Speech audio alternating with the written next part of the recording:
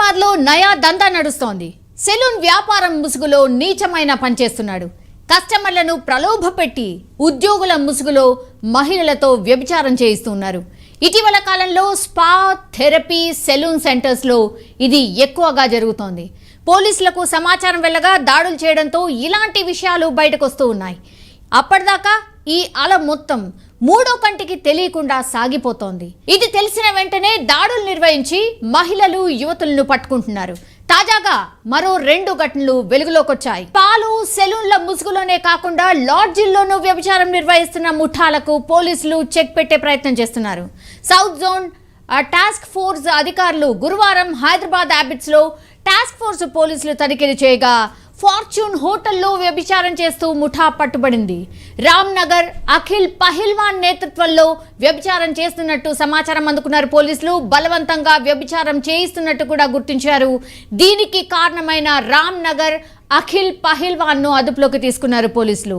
తనతో పాటు 16 మంది అమ్మాయిలు, 4 కస్టమర్స్ అండ్ 2 ఆర్గనైజర్స్ తో పాటు అక్రమ వ్యవహారాలు నడుపుతున్న లాడ్జ్ యజమాని కూడా పోలీసులు అరెస్ట్ చేశారు. వీరంతా కోల్కతా, ముంబైకి చెందిన మహిళలుగా గుర్తించారు. విచారణ నిమిత్తం హ్యాబిట్స్ పోలీస్ స్టేషన్ కు వీళ్ళందరినైతే తరలించిన సిచ్యువేషన్ కనిపిస్తోంది. అలాగే మియాపూర్లో స్పా సెంటర్ CYBAHTU పై దాడి చేసి 4 పురుషులు అండ్ 7 మహిళలు కూడా పట్టుకున్నారు పోలీసులు. సో కొందరు కుటుంబ సమస్యలు, వ్యక్తిగత ఇబ్బందుల కారణంగా మహిళల్ని ఈ నరక కూపంలోకి నెడుతున్నట్టు సమాచారం. పోనీ పనికి వెళ్దామంటే సరైన జీతం కూడా ఉండట్లేదు. దానికి తోడు వచ్చిన జీతం సరిపోతుందా అంటే ఆదాయానికి మించిన ఖర్చులతో సతమతం అవుతున్న పరిస్థితి అన్నట్టుగా మనకైతే అర్థమవుతుంది. సో దీంతో పాటు కొంతమంది ఏం చేయాలో తెలియక కుటుంబ భారాన్ని తమ నెత్తి మీద వేసుకుని ఆలోచన లేకుండానే వ్యభిచార కూపంలోకి దిగిపోతున్నట్టు సమాచారం.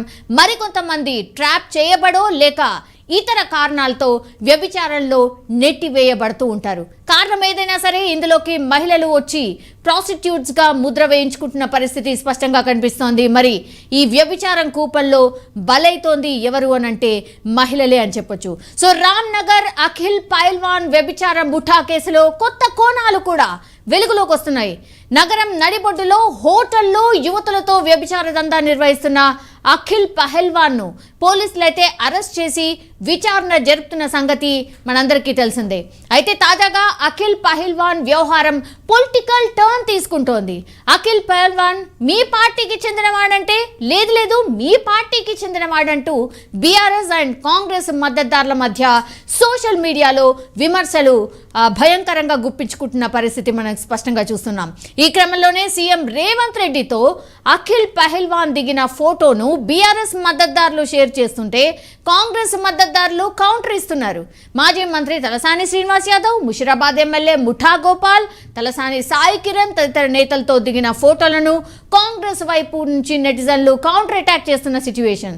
దీంతో సోషల్ సర్వీస్ చేస్తున్నట్టు సామాజిక మాధ్యమాల్లో కలరింగ్ ఇచ్చుకునే అఖిల్ పహల్వాన్ అరెస్ట్ వ్యవహారం అటు బీఆర్ఎస్ అండ్ కాంగ్రెస్ మధ్య డైలాగ్ వార్ అయితే దారి తీసినట్టు కనిపిస్తోంది. కాగా ఈ కేసులో ఇప్పటికే కీలక విషయాలు వెలుగుతీస్తున్న పోలీసులు పూర్తి స్థాయిలో దర్యాప్తులో ఎలాంటి సంచలనాలు వెలికి తీయబోతున్నారు? ఈ గలీ